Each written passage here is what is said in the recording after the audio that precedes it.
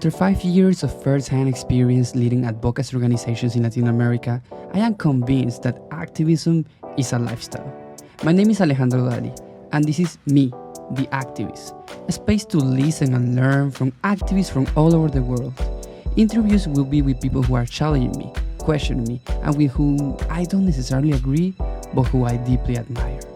Everybody can be an activist. Here, we will learn how to do it together. Hello, everyone. Welcome to another episode of Me, the Activist. Today, our guest couldn't be more impressive. Frank is by far one of the most outstanding advocates I ever met in my life. I had the amazing opportunity of meeting him at Columbia University, where Frank is a fellow at the Institute of Global Politics, such as myself. I heard his story and I said, this is mind blowing. I hope many more people can listen to his story. So here we are. He said yes. All that to say that he said yes, all the way from Uganda. Thank you so much, Frank, for being here. Thank you very much for having me. It's such an honor, and it was very nice to meet you at Columbia.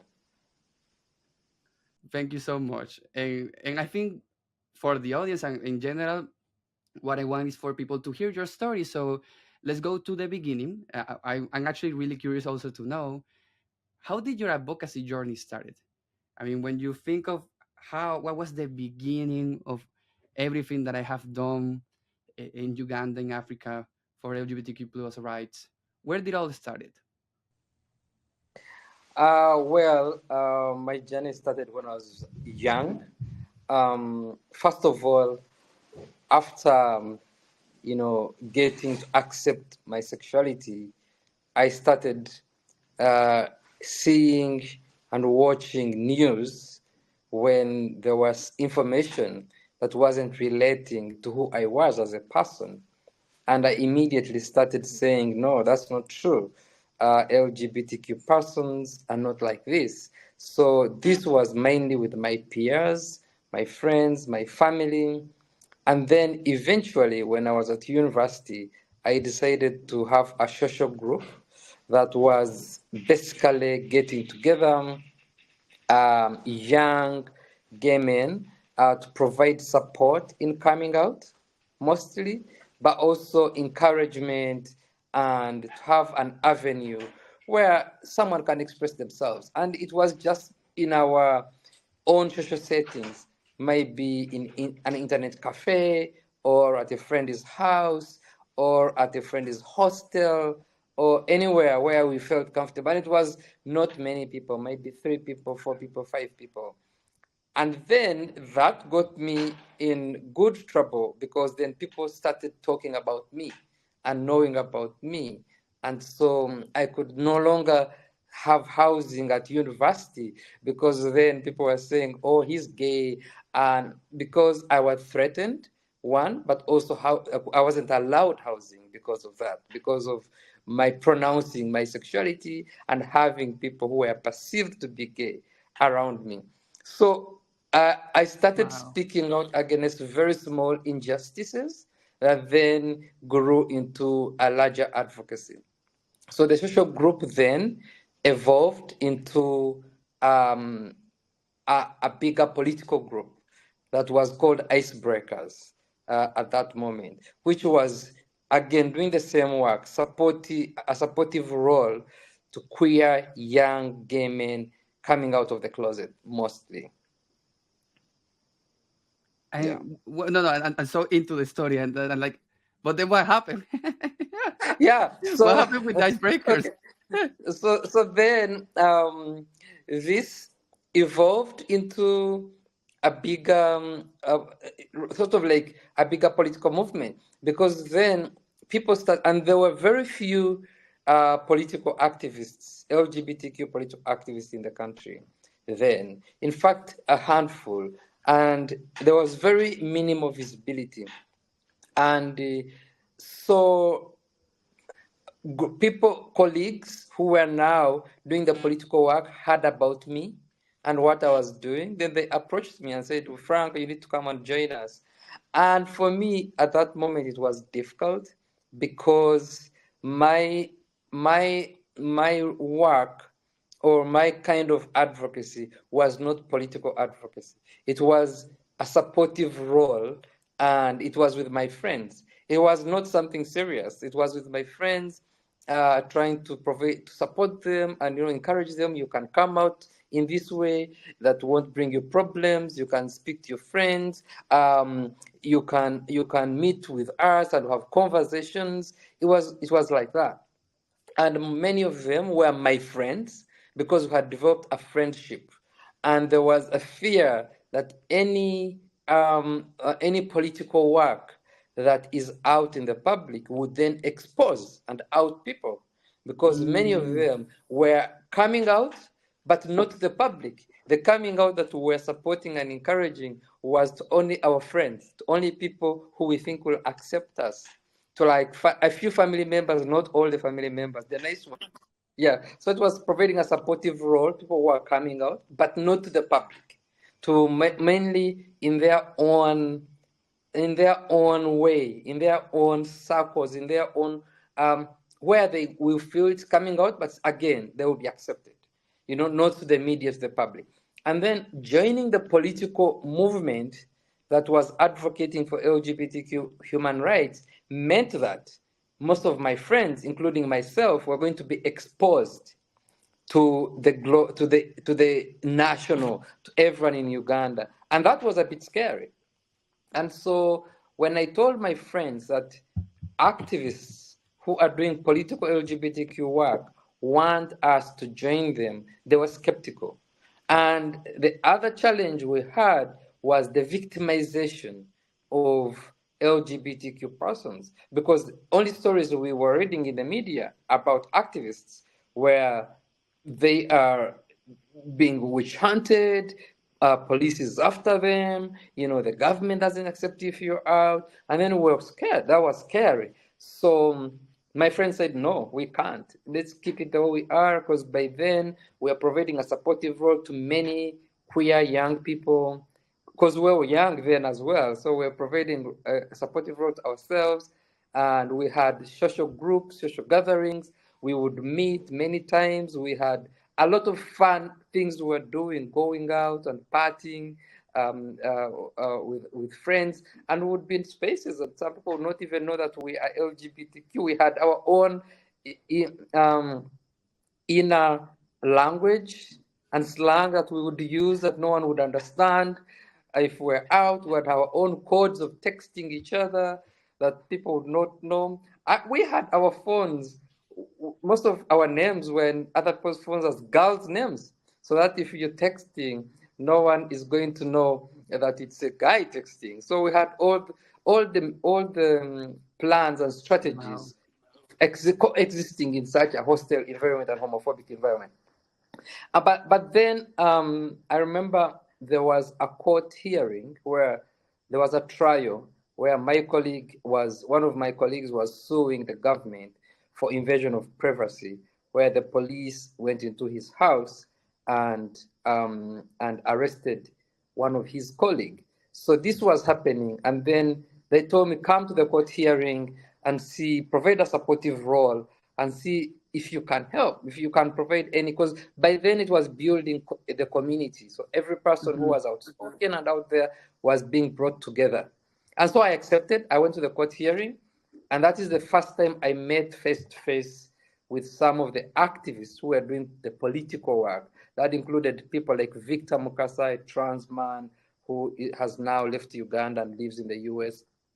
Included my friends who was murdered, David Kato, and other colleagues. Some are here, some have since left the country. And so when I met with them, I immediately felt a family, sort of like an extension of a family from the family I had with this group. And I felt like they needed that supportive role, that I can work with them continuously. And so I promised myself that I will engage with both groups separately, because I wasn't working public as much. I knew that I don't have to expose myself, but I can still do the activism without being exposed. And so I did. And then eventually, a few months later, maybe a year or a few months, then Icebreakers, actually, which we had started, joined Sexual Minorities Uganda. And then Icebreakers started engaging in a political work, where it was me engaging in the political work. And my other colleagues kept doing, just only meeting. We had social Sundays where we would meet on Sunday, cook food, and spend nights at one place and just play games and have a safe space. So my friends continued doing that, and I continued engaging in the political work. And then that very time, maybe a year or a few months, I don't know my memory. That was around 2007. We had a campaign that was called Let Us Live in Peace. And the campaign was mainly around informing Ugandans that the harassment, the judging, the conservative ideologies, all this is not us. It's not us, not who we are. So we wanted to go out to the public and say, we just want to live in peace as queer and transgender Ugandans. So we had a press conference, by the way. It was a press conference. We call it a campaign, but by then we were naive. We just said a press conference, and we didn't even know what we were doing. We just wanted to That's how everything started. Exactly. So we had this press conference, and the night before the press conference, we thought about it, and we were worried about the exposure this is going to bring and the backlash to many people. So we decided to wear masks on our faces, and then we decided to make the mask as a symbol that any Ugandan could be behind this mask. It could be your uncle, it could be your mom, it could be your dad, it could be your doctor, anyone. So any person can be LGBTQ. You won't know them until they tell you. So we had the masks, and we had a press conference, and after the press conference, it was mad. Crazy. Like, we had all media covering the press conference. I was in the press conference without a mask, and I was in the audience. Wow. Oh yeah, and I didn't plan that because I didn't know there were going to be many people and many media. So I was organizing things because I was like doing most of the technical work, and so I was in the audience, and I managed to just stay in the audience when it all became crazy with all the media on everyone. And then after the press conference, then there were, media houses were calling, because I was the one who called the media houses to come for the press conference. So they had my phone number. So they were calling, asking for interviews, and then asking to more information. Is that real? Is it true there are LGBTQ persons in Uganda? And then the anti-gay and anti-gender groups had massive campaigns, demonstrations in the country. Some of the media houses that ran our story were fined. Some people lost their jobs. It was like a big, huge backlash for us. And so for me, then it became very difficult to separate myself from the advocacy, because I was at the center of it. And my colleague, who was then leading Sexual Minorities Uganda, had left the country because of the court case that I mentioned, because of the witch hunt and the harassment. He had then moved to South Africa. So I was at the center of everything, and I could not get away. So again, during that moment, I thought, I'll just answer the media, appear on some media stories, and I'll still remain incognito. But it was so difficult. I was, that was the period when I was sort of like outed now to everyone, like to Uganda and the international community. And then people started calling me and reaching out. And I gradually evolved into the role. And eventually then my colleagues asked me, you should take up the leadership of the movement. But if someone had asked me 2 years ago, I would have said no. I actually think that I was asked a few times and they said no. But impressive. I mean, because this is literally seeing how the path finds you instead of you finding the path, how you grow within the movement, how your leadership grows within the movement. But also, I think this is horrible but also true example of how easy to do advocacy on certain issues in certain countries. How the reality is so different for so many people on the world. Like uh, even for me as a queer man, with the still like conservative mindset that many people hold in Latin America, the situation is not the same. Like Yeah. not comparable to what you have to go and to live through in Uganda. Uh, and yet you still smile. And that was something I told you when I met you, and I Yeah. still hold to it. It's like, but yet you still smile. I mean, you still find joy within all these very turmoil, complicated moment. I mean, you still have been able to find joy within all of this. Or I may be wrong, but that's what you project. I mean, yes. One, I think I'm also my character as an individual. It is a very empathetic person, and so I am. That's how I am. But also, for me, I find joy in the fact that I found a family.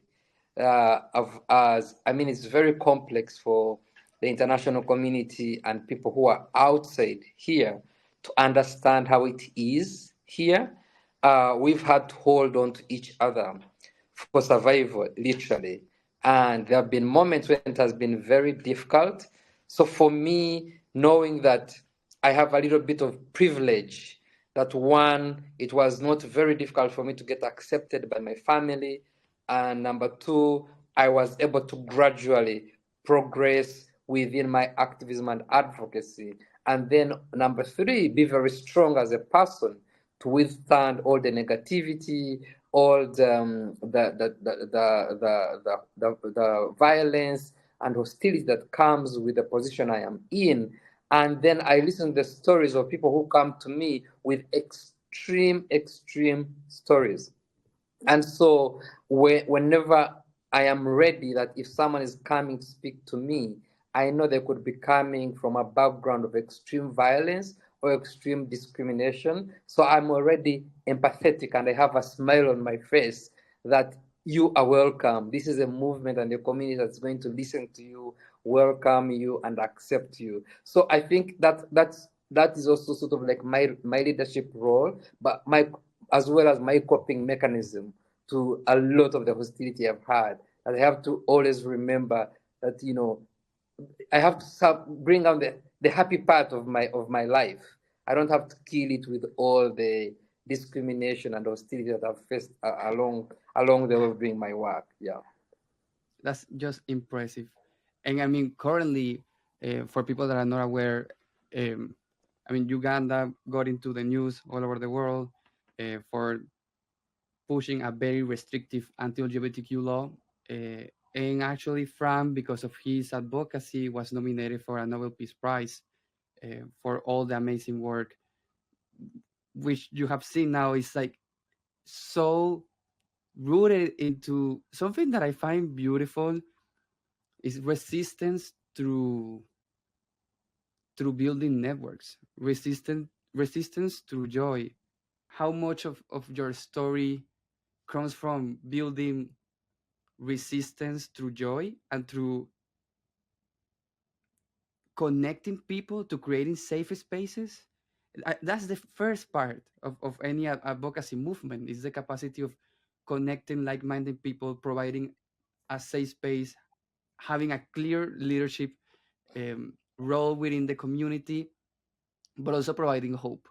And I think Yeah. what you have done is providing hope to millions of people, not only in Uganda, because I think what you're doing in Uganda is a promise of hope or a beacon of hope also for many people in Africa. Hence, Yes. why you got nominated, and I really hope that you do win a Nobel Peace Prize soon because you deserve it. Um, because I hope that would be good what for. I think it will also be good for. I mean, for the Nobel Peace Prize committee to recognize LGBTQ human rights at some point.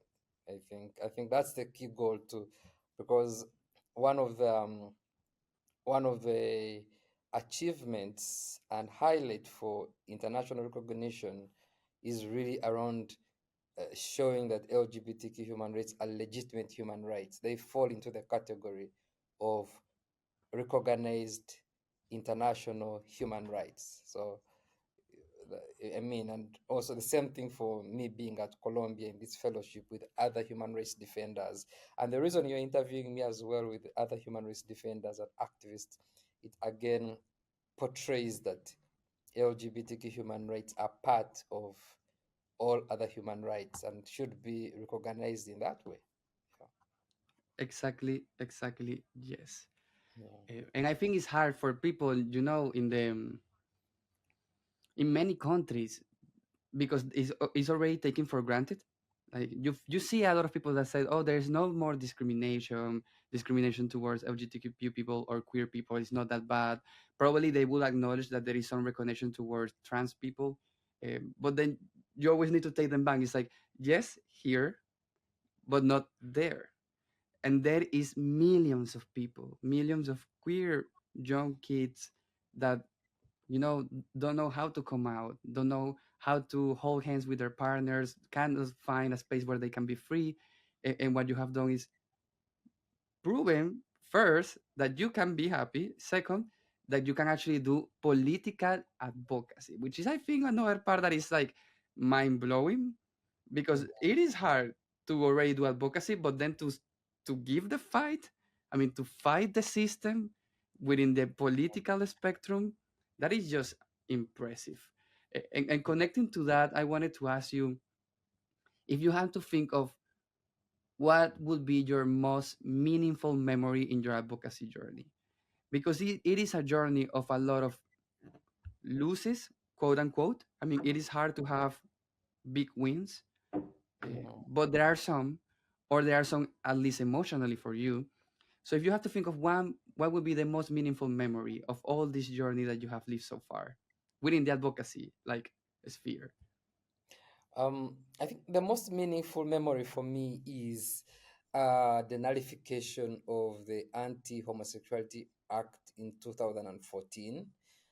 Because when the act was first introduced in 2009, that was the first time as a community we're dealing with something extreme towards our work, but our lives as well.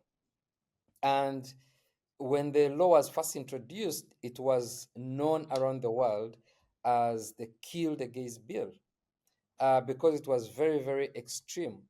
And for a very small handful of individuals to be wrecked and, with such an extreme legislation and then come out victorious, for me, that was a turning point for my work.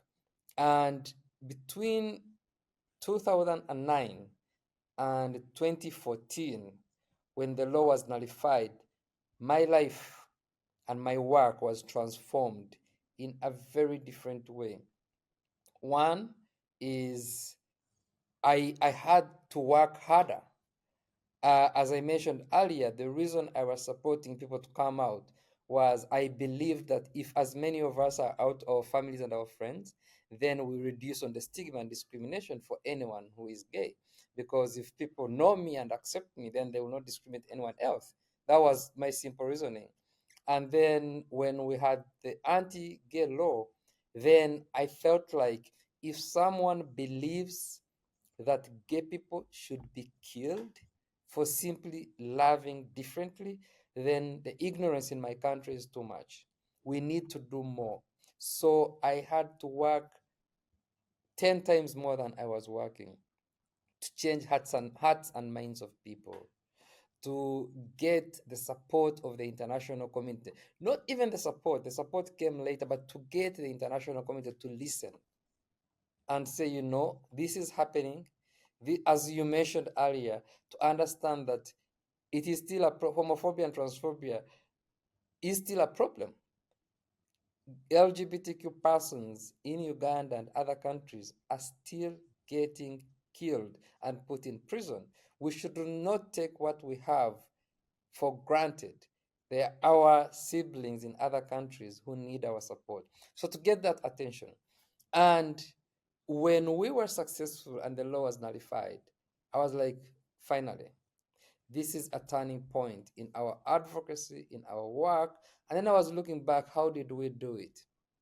Because there have been many movements around the world that have been attacked severely by the anti-gay and anti-gender movement and have not been able to survive it. They have not been able to overturn these very draconian legislations, and many have ended up either in prison or fleeing the country. However bad it has been for Uganda, but we've remained steadfast with the movement growing and growing and growing. And for me, that time was really the turning point around my activism. That is, and I want to pinpoint one issue which I think is important. If you could explain a bit more, which is this idea that I have heard also in the past, um, that queerness is foreigner to certain cultures. Okay, queerness is not African. That's a thing that is not naturally to the idea of Pan Africanism. And I think part of your rhetoric is saying like, actually, it's the opposite. But if you could explain a bit more on that, of like, how have you been able to counterchange that narrative of this is not an African thing, this is something from the West, and you're trying to fight that, saying no, actually, we've always been accepting of people. Yeah, for Uganda, it is very easy because there's so much information. I don't even have to go into anthropology and all that and history, but there's information that is a few decades old that uh, shows that LGBTQ persons have existed in our own societies. And then I also ask people about our own languages. Our own languages have reference to homosexuality, and our languages are very old. They were not introduced by any Western colonial power. The only language that was introduced here in Uganda is English, but our own local languages, our dialects, are very old, and all of them refer to homosexuality. And some of them don't refer to homosexuality in a derogatory way, but rather as a name that names someone. So I asked them, do you think that our history is wrong to have this in our own languages? And then for many people, just a few decades ago, many people will confess that they had rumors or they knew people who were perceived to be LGBTQ plus, but they were never harassed. They were never arrested. They were in society, some were given names, and some of these names were not derogatory. Some were named because of their roles they had in society as queer and transgender persons. And so the whole criminalization and discrimination is new to Africa. And what has been introduced in our language is new as well. For example, if you look at recruiting of children into homosexuality, if you speak to a Ugandan about recruitment, they will think about recruitment of people into a national body, maybe an army or the police, or recruiting them as into some kind of organizing that then creates sort of like an army. But then, if you ask Ugandans, okay, if you're saying LGBTQ persons are recruiting people into homosexuality, where is that army of homosexuals? Where is its station? Where is the barracks? Where are they? Like, no one can show me that. So I just use logic and everyday context that then people understand. And then they go back and they look back and say, we were misled by these um, anti-gay and anti-gender groups. And so I tell them, so look, homosexuality was criminalized by the British in the 1950s in Uganda. Then the anti-gay laws were supported by the American extreme evangelicals. So what is being introduced in Africa is homophobia and transphobia, not homosexuality, because no one has introduced homosexuality here. What has been introduced the extreme legislation, the extreme conservative ideologies, the draconian laws, the discrimination and intolerance, hatred that is not African. What is the most challenging moment you think you have faced in your advocacy journey? Like a moment that you say, like, oof, that was actually really hard. Um, I mean, I've had many, many challenging moments. Um, I've had moments where I have um, thought I shouldn't continue doing the work.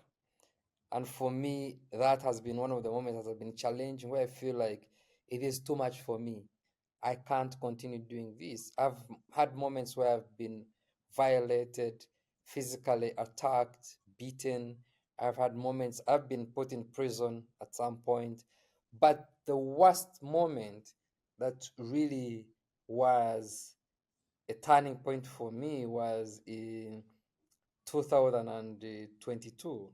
That is only 2 years ago, when before the introduction of the anti-gay law 2023, I I was mentally not in the position to support myself, but also to support the community because I was being vilified by the anti-gay movement, and they created trolls that were trolling me on social media. I was receiving death threats on my phone and at my home. I was receiving phone calls where people say they know where I live, and they identified me a way physically how I look like, and where they just saw me, and then they were literally saying they are going to harm me. And I was being questioned and interviewed by every security agency in this country. And I had charges, more than 10 charges on me, of several different things that they were accusing me of. And I felt like I was worried and extremely scared, not for my life, because I mean, I've gone through worse and I was never scared for my life. But I don't even know, I can't even explain that kind of fear that I had during that moment, where I felt like I'm in the corner and it's very difficult to get out of that corner. And so every phone call, every vehicle that passed me, every sound that I heard scared me. And I was not myself mentally at all. And so for me, that was the worst moment. And there was all these media stories going around. We recruit children into homosexuality and all these things, and my name was everywhere. And so for me, that moment was so difficult because I couldn't do anything. So I left the country for about a week, and I almost did not come back because I felt like it's like all it's like I've been cornered, like nothing, there's nothing I can do. I'm in the corner and I'm just waiting to be crushed. And that's all. And mentally it wasn't good for me. Physically I was scared. I mean, I had there were warrants for me out. I'm told there were moments where security agents were literally told to come and arrest me, and they couldn't find me. And some of them, I think it was because of the international community, they couldn't go ahead with the arrest. But I was constantly thinking of this and aware of this every step. And this was over a period of about 4 months. And then my organization was shut down because of those Wow. similar circumstances by the government. They went on the media and said, we're shutting down this organization because of this.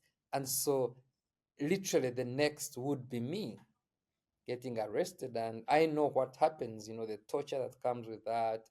You could get killed and everything. I wasn't even worried about that, but my it was the fact that I did not know where the harm was coming from, and also I was worried for my life. But and at some point I was like, if I'm arrested by security agencies, then that's okay because everyone knows who I am. But if I am kidnapped and tortured, or if I go into if I'm attacked by a mob of Ugandans who have been radicalized into this hatred, and every person is saying my name, then that could be worse. And then I'm also thinking about other community members. I'm like, if myself at the leadership I'm feeling like this, what is the ordinary LGBTQ person thinking? I'm looking at myself at 15, and I'm like, what is a 15-year-old Frank thinking at this moment? Looking at all this hatred, the propaganda, the conspiracy theories going around. What are they thinking?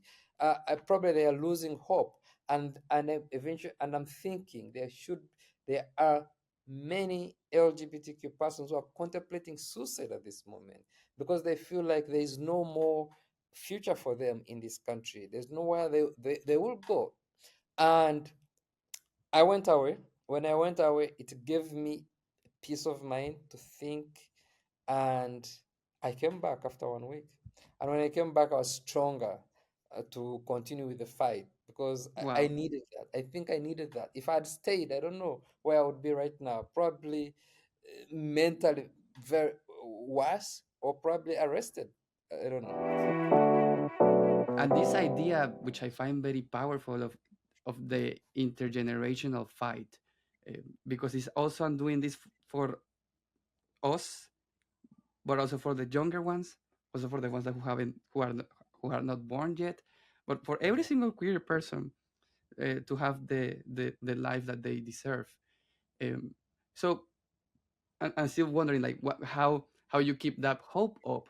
um, and well, if you and connecting it to the last question that I had for you, um, what would you say to other activists who are starting their journey? How you keep that hope alive of in the midst of all these horrible things that you have lived through, still be standing today and keeping up the fight? What would you say to other young activists, particularly who are just starting that journey? I think for me, first and foremost, is being outspoken and being an LGBTQ plus activist in a country like Uganda, and I know everywhere around the world, it's not easy. It's very difficult.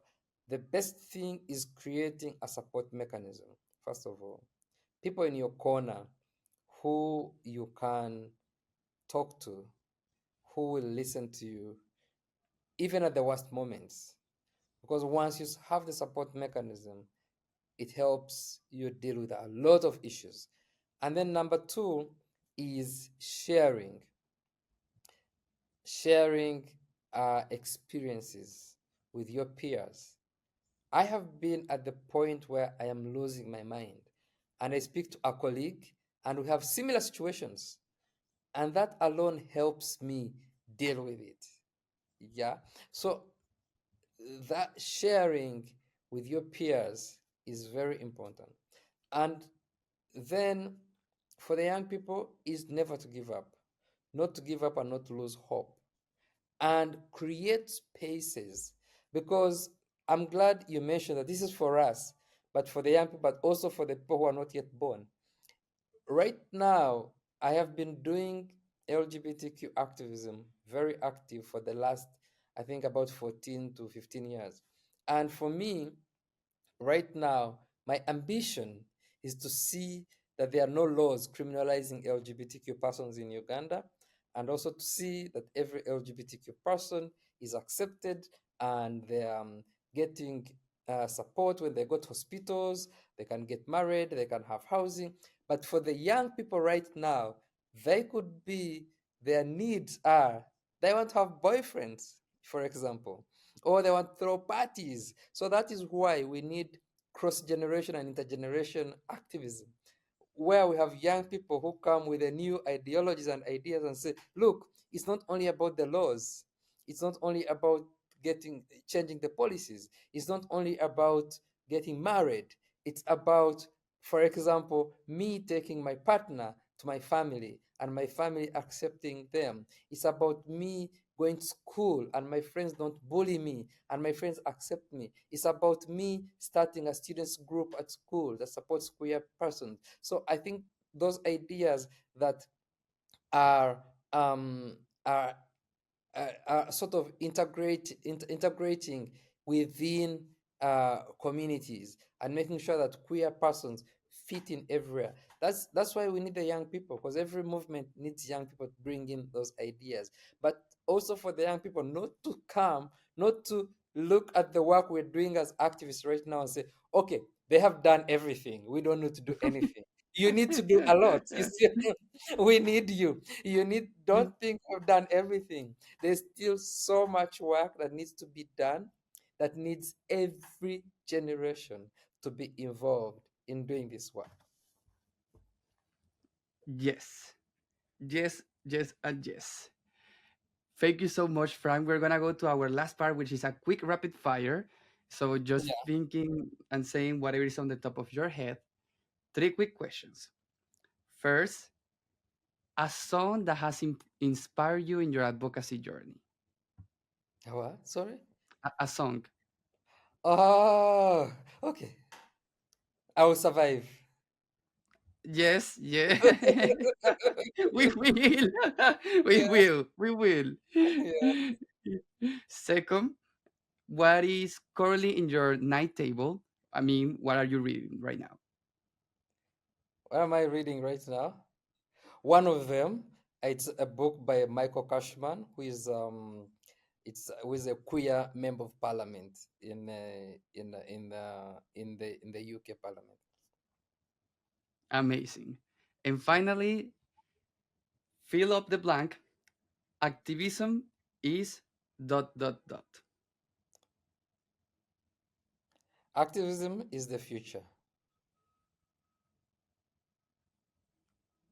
It is. It is. It is. You are a part of that and building a better future for everyone. Thank you so much, Frank, for being here. Your story is amazing. I cannot wait for people to listen to this and be as surprised and as encouraged as I am. Thank you so much. Thank you very much. I appreciate it.